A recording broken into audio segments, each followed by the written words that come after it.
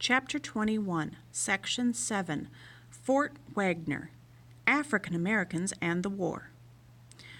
Early in the war, abolitionists, people against slavery, had urged Congress to recruit African Americans for the Army. But at first, most Northerners regarded the conflict as a white man's war. They were still very discriminatory.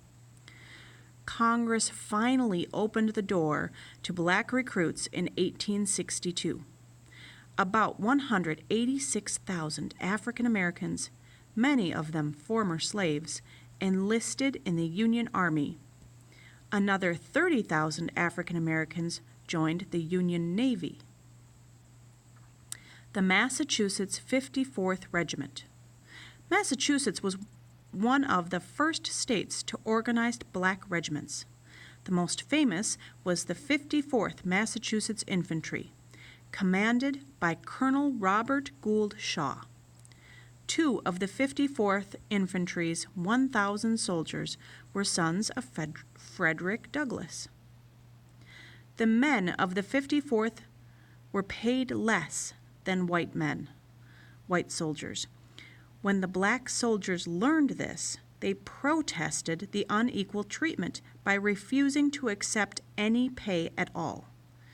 In a letter to Lincoln, Corporal James Henry Goodings asked, "Are we soldiers or are we laborers?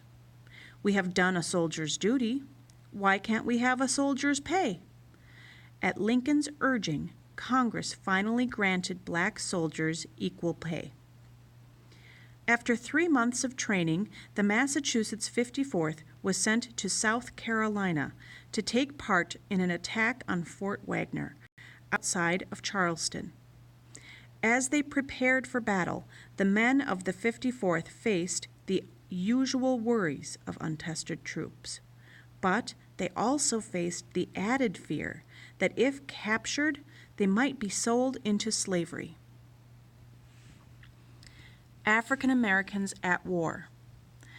The assault on Fort Wagner was an impossible mission. To reach the fort, troops had to cross 200 yards of open, sandy beach. Rifle and cannon fire poured down on them. After losing nearly half of their men, the survivors of the 54th Regiment retreated. But their bravery won them widespread respect.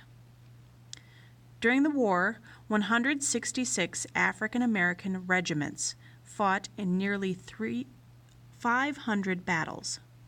Black soldiers often received little training, poor equipment, and less pay than white soldiers.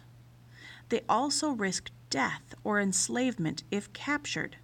White soldiers would just be imprisoned or maybe even sent back to the North. Still, African Americans fought with great courage to save the Union.